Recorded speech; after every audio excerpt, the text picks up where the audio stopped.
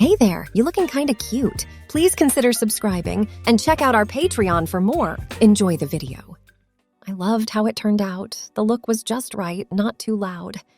I looked at the face in the mirror, trying to find any problems with the makeup, and was happy with how the mixed shades of brown complemented her blue eyes, framed by long mascara lashes. Once I was sure that my makeup looked great, I gave my dark brown shoulder-length hair a quick brush. After a few passes with the brush, I put it down and then slowly shook my head from side to side to help my hair fall more freely over my nose. Yes, I liked the way the young woman looked back at me from the mirror, with a look of eagerness on her face and her lips slightly opened in a suggestive grin. The light red blush made her lips look full, friendly without being too noticeable. I was almost ready. I picked up the 2 shiny silver earrings that made my head tilt to one side and looked like an upside-down comma. I brushed my hair out of my ear with my finger and clipped one earring in place, then did it again with the other ear. Once more, I looked at the woman in the mirror and was amazed at how her face had changed in front of me. As I put my hands on the vanity table, I did one last check of my dark red nails, pleased with how shiny they looked. After that, I put on several rings, making each hand look more feminine. Excited, my ears roared with the sound of my heart pounding fast. The thought of what lay ahead excited every nerve in my body. Go ahead. Yes, I was going to do it. There was no going back now. I slowly got up from the vanity, took a deep breath, and tried once more to stop the adrenaline waves that were going through me. I turned a little as I pushed the small stool backward under the vanity. At first, I felt wobbly in the 4-inch heels, but that was more because I was nervous rather than because of the shoes' thin stiletto tips. Moving slowly, I walked over to the full-length mirror and looked at the young face in the mirror. I wore a clean white shirt with long sleeves and an open collar. There were neat front pleats on the shirt and a line of tiny mother-of-pearl buttons in the middle. A tiny outline of the white lace bra could be seen through the soft fabric. A dark gray pencil skirt that ended just above the knees looked great with the white shirt and socks in a light natural color that were now gently pulling at the suspenders, helping them out. The whole outfit was finished off with stylish black slingback shoes with high leather heels. The woman in the mirror looked very smart, effective, and quick. I admired the clean look a few times and enjoyed how the clothes felt and how tight the skirt was around my hips and legs. The young woman in the mirror had a good body, but it was normal. Even though she wasn't strikingly pretty, her lack of real beauty was made up for by the simple but classic style. As I turned away from the mirror, I took slow, measured steps, swaying my hips more than usual as I walked toward my mom's bedroom. I brushed some hair out of my eyes and gasped at the soft sound of my thin silver bracelets sliding against each other. An unseen cloud of perfume followed me around as I moved, adding to the strange feeling of giving in to being female completely. Oh, I sighed as I took another turn around the room, loving how the high heels made my ankles wobble just a little with every step. I had to stop again to keep my rising excitement in check, taking a deep breath. It took some effort on my part to steel myself to start the next part of my plan, which would lead me to a point of no return. I planned to do it. I was going to stick to my plan no matter what. Let me tell you a little about how I got dressed as a stylish young businesswoman. Okay, let's say Jenny is the name I've picked for my girl. I'm 18 years old and have been cross-dressing since I was 11 or 12 years old, but I haven't really been able to figure out or stop thinking about why I had to wear girls' clothes. In later years, I blamed it on not having my dad around, who had died in a car crash and being exposed to femininity through my mom and her friends. Even though this seemed to be way too easy of a reason. The steps I took to start looking like a woman began a long time ago, one night while I was playing with a pair of my mom's shoes. She wore high heels while we talked at her dressing table, getting ready to spend the night out. After slipping by accident when I put on the shoes, I had a thrilling moment of unexpected excitement. This shocked and scared me at the same time. I quickly took the shoes off, feeling bad that these deep feelings had surfaced so quickly. Thankfully, my mom didn't seem to notice my sudden redness. Instead of yelling at me for playing with her expensive shoes, she focused on her makeup.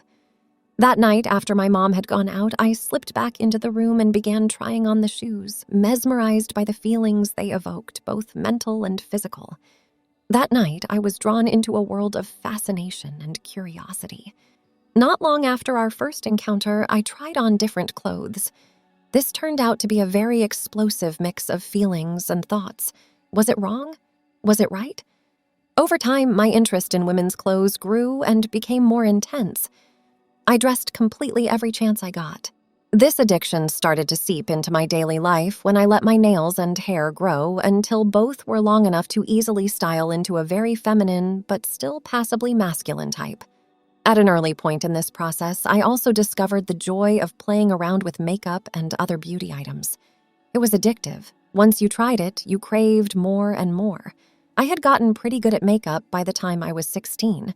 I thought the effects were pretty convincing, making me look like a girl, even though my mom's clothes often made me look a bit bigger than I was.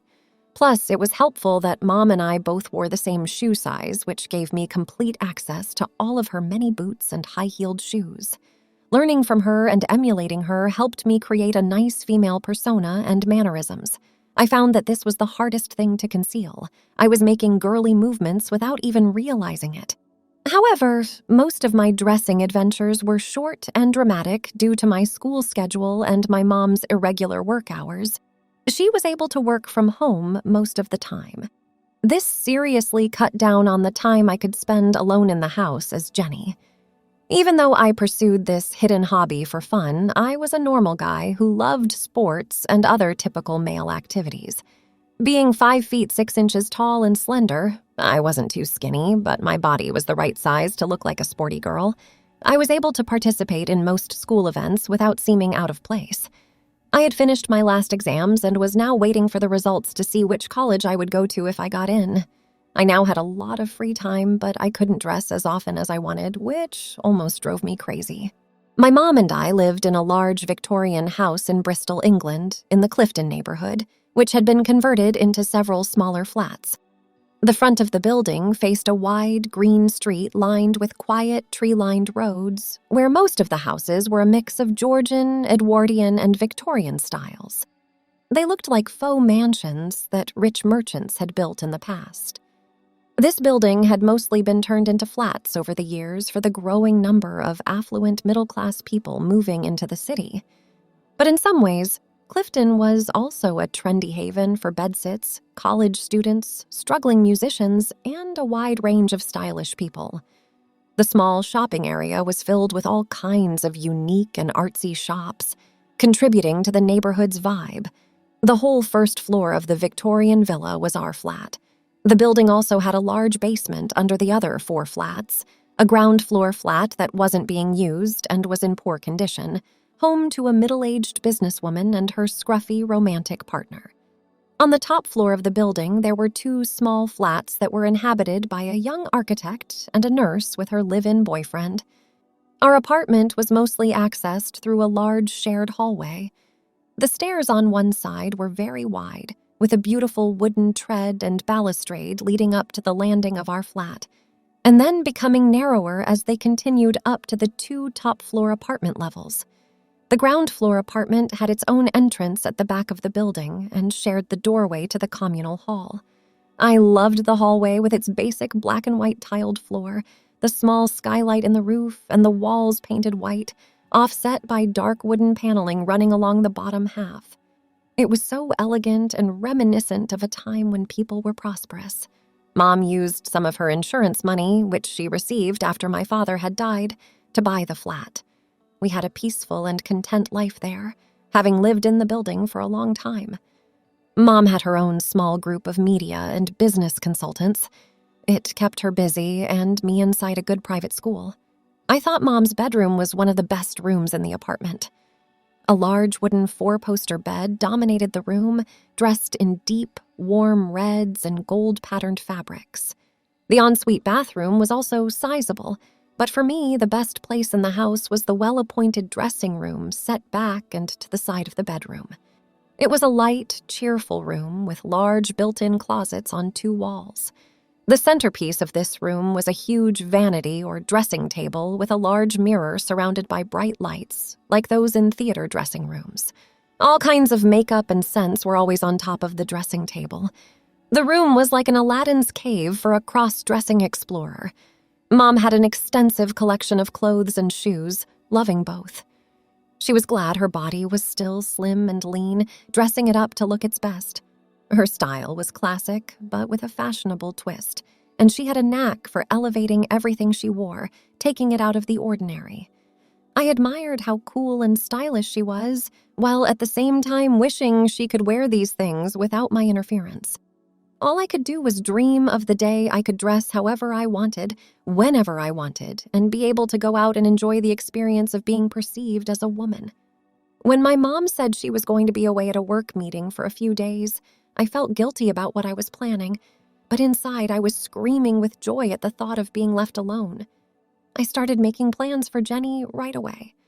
Finally, the long-awaited day came. Mom left the house early in the morning, headed for the train station, and would be on her way to the meeting. I watched the cab drive off with a mix of fear and excitement about what was to come. The feelings were almost too much to handle. That was the first thing on my list for the day. Observe the neighbors early in the morning because their movements dictated how freely I could carry out my plan. It was a sunny morning with big cotton wool-colored clouds moving slowly across the clear blue sky. I also checked the TV weather report as the day's weather would dictate what I would wear. The weather girl cheerfully informed the country that it was going to be a beautiful day, but warned of a good chance of rain in the afternoon and a bit chilly due to a light northwesterly wind. Just right. As for the neighbors' activities, both residents of the ground floor left for work at their usual time around 8, which was normal during the week. The architect was next, heard moving around his apartment around 8:30 a.m. as I was drying off from a long, hot bath, having removed all hair from my arms, legs, and body. It was the very first time I had gone so far and felt so feminine. I heard him and his girlfriend leave the main hallway, having a heated argument as they left through the front door, leaving a welcome silence behind them. From the prior observations, I knew the architect wouldn't be back until late. That left only the nurse and her boyfriend. I was confident he wasn't home, as he had left the previous day. There were no noises or other indications of movement in her top-floor apartment. She might have been on a night shift and asleep now, or I hadn't heard her leave for work on the early shift. It was a bit unsettling, but it shouldn't alter my plans. I went into the bedroom to begin the second part of my exhilarating adventure. And that's how I got to where I was now, dressed as a young businesswoman. I moved to my mom's 4-poster bed and picked up the suit jacket that went with the skirt I had laid out earlier. When I put it on, I made sure the blouse collar sat nicely outside the jacket collar. I adjusted the sleeves so that the dark gray jacket showed just a hint of the white cuffs. The excitement was dizzying now. I walked over to the mirror and gazed at myself, mesmerized by the reflection in front of me. I saw every aspect of the powerful woman. "Oh my goodness, this is so exciting," I whispered to myself. I turned away from the image and went back to the boudoir to choose a suitable black handbag and a scarf with a red and gold pattern that would add a splash of bright color to the entire outfit. Going back to my bedroom, I placed the bag on the bed and began assembling what I thought would be useful in the shoulder bag. Glancing at the time, I was shocked to see it was already 11 a.m. and time to get moving. Makeup? Check. Compact with mirror? Check. Perfume? Check. Tissues? Check. Wallet and money? Check. Pen and paper? Check. Keys? Check. I was so startled that I nearly dropped my shoulder bag when the house's silence was broken by the sudden ringing of the phone. With shaky hands, I moved the bag to the side table and set it down on the bed. I picked up the phone. "Yes, hi?" "Hello, sweetheart." My mom's voice came through. "Hey, Mom, how are you?" I asked, my heart pounding. Did she come home and ruin my plans? "I just called to let you know I got here safely, and I want to give you my room number and how to reach me. Please wait while I get a pen and paper." I turned and stretched, grabbing the strap of the shoulder bag and pulling it towards me, then quickly rifling through the bag to find the pen and notepad to write on. The bag fell to the floor as I took out the pen and pad, spilling most of its contents. Oh no, I cursed under my breath. Hey, sweetheart, are you okay? My mom asked. Yes, Mom, I just dropped something. Go ahead with the details. I began to write down and repeat the numbers as she rattled them off to me. After a short talk about some family matters, she hung up. I carefully put down the phone and sat for a moment on the edge of the bed, struggling to contain my emotions after such a roller coaster of fear and thrill. Then, in my skirt and high heels, I knelt down as best I could, gathered all the things that had fallen out into the bag, then straightened up and placed the bag on the bed while I prepared for phase 3. Now there was no going back. Mom was a long way away. I had all the time in the world. I put the scarf over my head, arranged it on my shoulders like my mom did, then picked up the bag and slung the strap over my shoulder. Then, with a confident step and swinging hips, I walked to the front door. I stood in front of the door for a moment, my heart racing, my mouth dry, and my knees shaking a little as I listened for signs of life from the other apartments. Peaceful, lovely silence. A voice inside me said, "You don't have to do this. You can still back out. Why not relax in your room or try on different outfits?" The voice persisted. I turned halfway, my courage waning. "Oh no, I can't go back now," I yelled out loud and angrily grabbed the Yale lock knob, turning and pulling it simultaneously to open the door. Suddenly, the door was open, and the steps in the hall stretched out in front of me. I stood there, shocked by my own daring and courage, all the while listening intently for any sounds of movement, watching the hall and top landing anxiously for signs of life. I could hardly believe I was about to step into the world dressed as a woman for the first time. The only sound in the building was my short, tense breaths and rapidly beating heart. When I finally reached the landing, it felt like minutes had passed, one hand on the door handle to keep it open in case I needed to run quickly back to safety. Oh my God, this is so exciting. I really want to do it. Hey, Jenny, focus. I was acutely aware as I stood on the step for a moment, unable to move, of my high heels as I tried hard to hear any movement. Nothing. I closed the front door slowly, hearing the Yale lock snap into place with a sound that was audible. Suddenly, I felt a mixture of weakness and a strong sense of inevitability about these first steps toward the outside world. I slowly descended the stairs, a little unsteady at first because I wasn't used to moving in heels. I had only ever worn high heels in the apartment on a flat surface for practice. As I neared the bottom of the stairs, I paused for a brief moment, straining my ears for any sound that might warn me of danger. But the hallway was silent. I climbed the last few steps to the bottom of the stairs and took a deep breath, savoring the way my skirt moved and the slight tug of my stockings on the suspenders. In the event that someone appeared unexpectedly at this point, I planned to hide in the dark space under the big, wide stairs. It wasn't the safest place, but it could serve as a brief shelter if needed. As I stepped lightly off the last stair, I heard the heels click on the floor tiles. This sound was pleasing, especially since I was the one making it. Once more, I paused for a short time, partly to calm myself and partly for safety.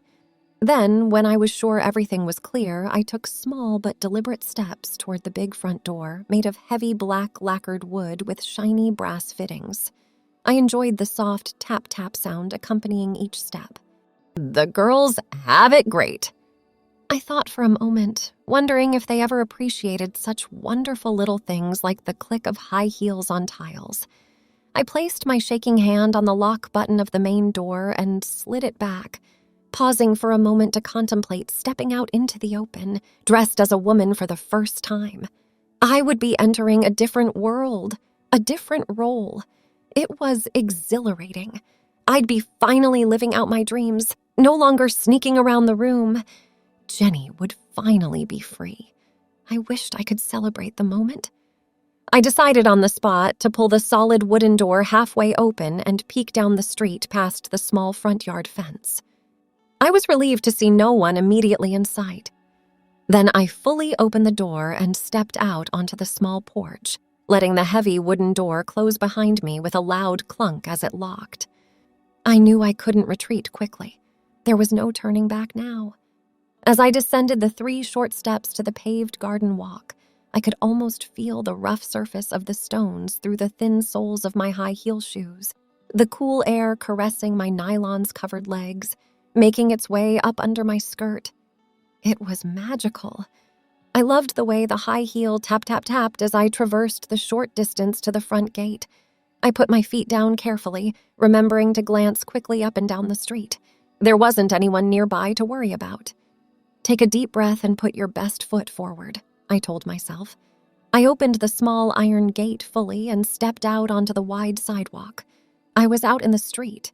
I was finally out. It was genuinely liberating. I reveled in all of my hopes and dreams to date. I paused for a moment to look around as a few cars passed by. Then I turned and headed toward Clifton's small shopping area, about a 10-minute walk from our front gate. Thanks for watching. Check out Patreon if you want to have early access to the other parts. If not, it will be online in a couple of days.